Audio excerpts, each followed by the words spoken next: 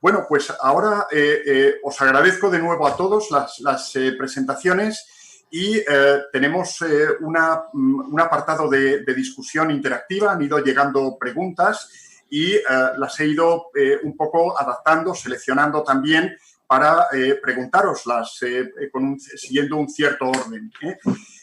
Hay una pregunta para Juanse. Tú, Juanse, has comentado, por un lado, la labor que están haciendo las ONGs, es encomiable.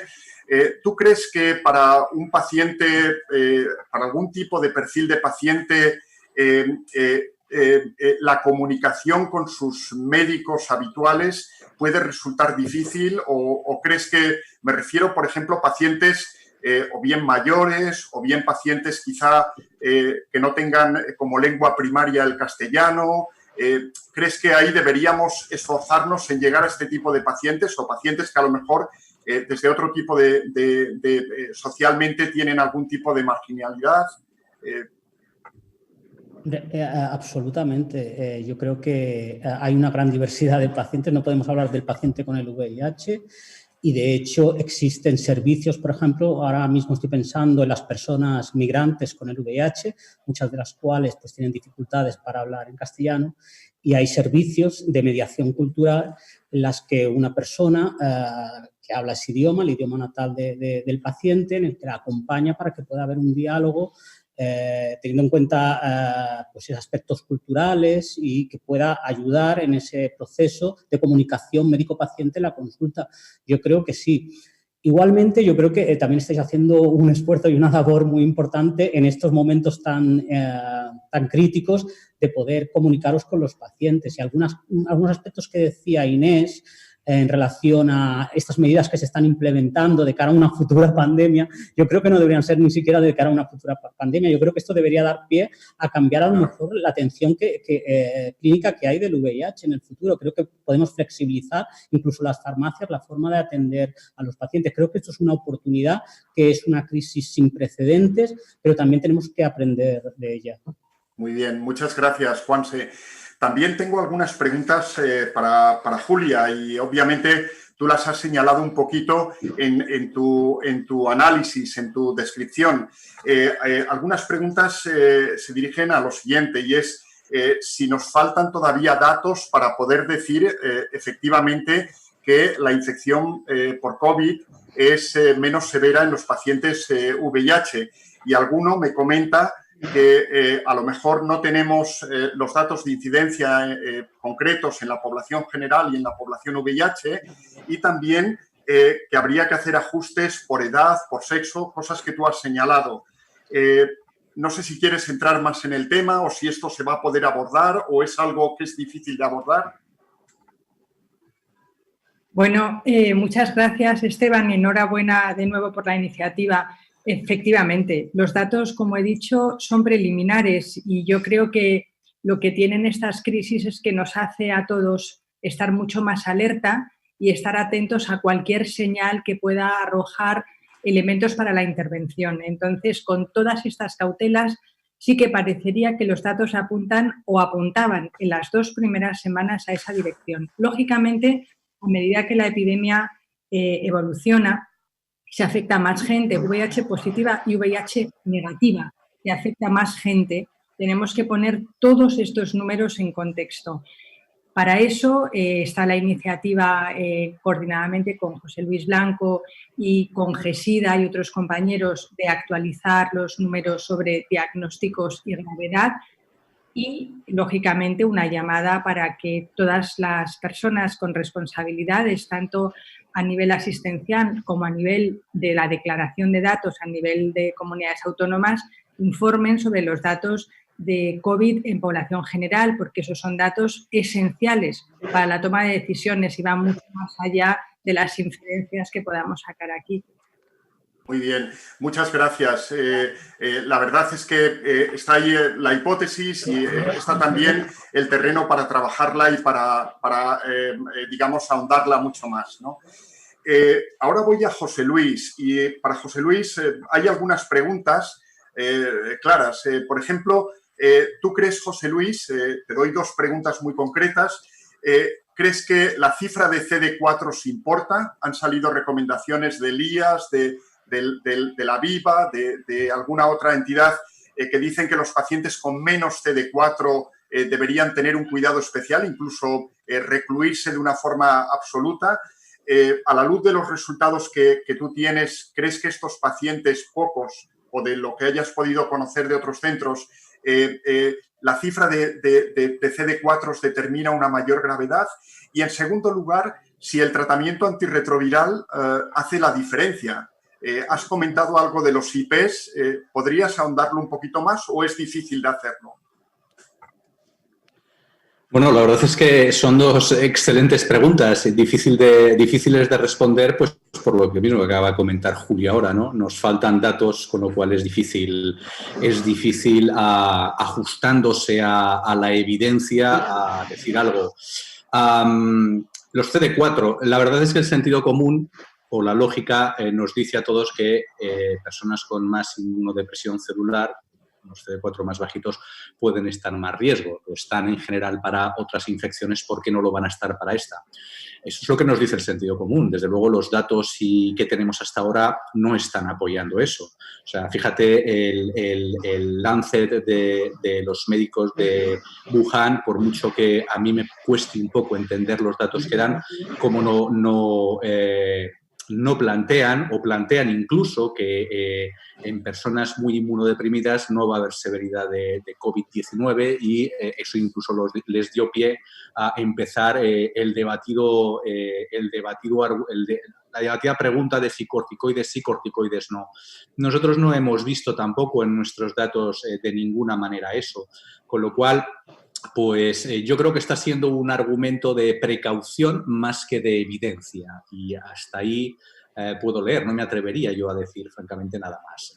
En relación con el tratamiento antirretroviral, claro, el tratamiento antirretroviral no es solo el IP, o sea, el IP va normalmente con dos análogos de nucleósidos, uno de ellos es tenofovir, es una molécula que tiene actividad frente, aparentemente, in silico y parece que Julia lo va a utilizar en un estudio fantástico del Ministerio de Profilaxis Postexposición porque datos hay de que puedan jugar un papel. O sea, que ya no es solo los IPs. Fíjate un poco los datos de los chinos, de los 8 casos con COVID-19, todos estaban con no nucleósidos. De todos los 1.166 casos que no se infectaron,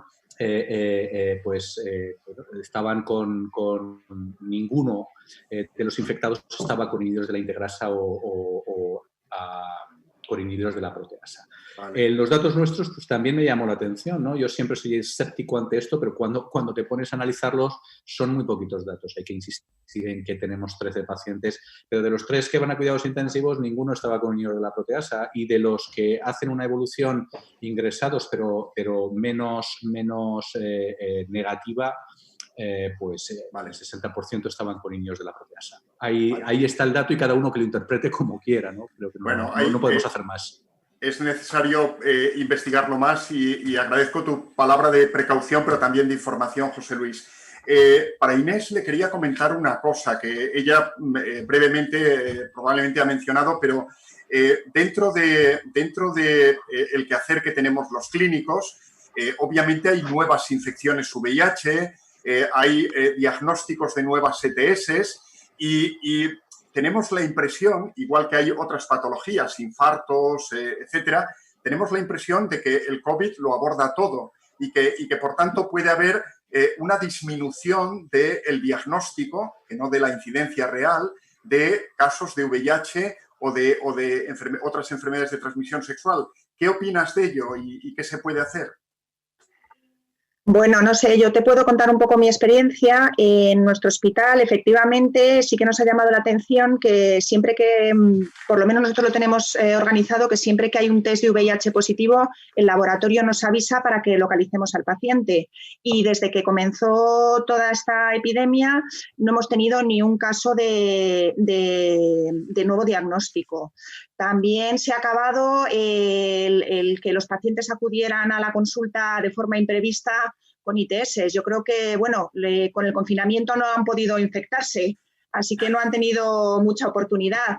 Y en cuanto a las infecciones por VIH, que lógicamente pueden venir de mucho tiempo atrás, pues yo creo que en general la población está evitando ir a los centros de salud y a los hospitales todo lo que pueden. Entonces, por un lado es que no hay opciones para contagiarte de ITS nuevas, y en cuanto a pacientes con VIH, pues que no diagnosticado, yo creo que están esperando a después. Quizá cuando acabe toda esta epidemia veremos un aumento de nuevos diagnósticos de VIH que no acudieron al hospital o al médico de atención primaria cuando tuvieron que hacerlo. Esa es mi impresión desde mi pequeño hospital. Vale, muy bien. Yo creo de todas formas que al menos debiéramos tener una receptividad para que si un paciente tiene algún tipo de sospecha o de clínica para que esto no pase desapercibido, ¿no? Aunque jugamos con lo que jugamos. Quería comentar a Olga también, primero felicitaros en primer lugar a todos los farmacéuticos de la farmacia hospitalaria. Una pregunta que se repite es si va a haber disponibilidad de medicación. Sabéis, Lopinavir, por ejemplo, que es uno de los fármacos utilizados para el VIH, no era muy utilizado y quizá pues eso permitía que hubiera algún stock, pero hemos oído que stocks de hidroxicloroquina, el Ministerio ha puesto algunas normas, acitromicina en mi hospital parenteral no está disponible. ¿Creéis que esto se puede dar? ¿Creéis que incluso se podría dar con el tratamiento antirretroviral estándar por dificultades de acceso o de algún otro tipo? Estamos viviendo una situación increíble que jamás la hubiéramos pensado. Faltan medicamentos sobre todo para pacientes críticos, y no tener para tener relajado a un paciente que está intubado en prono y tener la UCI llena es una situación que realmente quizá sea la más cruda que me he encontrado en mi vida profesional, pero nos ha pasado. Yo creo que el aumento de la utilización de medicamentos ha sido sobre todo en medicamentos críticos, porque la demanda ha subido por 10 y no había preparación. Esto nos ha enseñado lo importante que es tener materia prima y fábricas en España.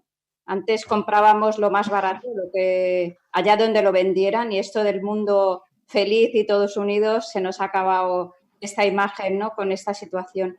Yo creo que el tratamiento antirretroviral no va a faltar porque no hay una demanda superior. O sea, lo que sí que se ha intentado evitar es el pico de pedir mucho de pronto, pues para poder dispensar a los pacientes 3 o 4 meses y que no vinieran. Esto se ha frenado y yo creo que no vamos a tener problemas. Acitromicina ya hay, y para que dimensionemos un poco el problema, o sea, ya no se negocia con las empresas farmacéuticas, se negocia directamente con los estados para que pongan a disposición de unos países y de otros los principios activos, porque no es solo la fabricación, es que el principio activo se hace probablemente solo en la India o solo en China a nivel mundial, y esto ha sido algo que nos ha hecho darnos cuenta de la importancia de diversificar todo este consumo, porque además como la demanda ha sido mundial, pues es que hacía que se cerraran fronteras y que no lo vendieran de unos países a otros. Sí, es tremendo. Muchas gracias, Olga. Realmente todo esto nos está enseñando a la fuerza muchas cosas que probablemente tendrán su valor en el futuro. En aras del tiempo, pero me podría quedar, y seguro que los oyentes también, pero por el tiempo, por el respeto al resto de los ponentes, os agradezco enormemente en nombre de GESIDA, en nombre de todos los oyentes, vuestras exposiciones, vuestros mensajes, vuestra información. Son tremendamente útiles y os agradezco y os animo también allá donde estéis para que sigáis trabajando en ello. ¿Vale? Muchas gracias, Muchas gracias a todos. Gracias. Muy bien, pues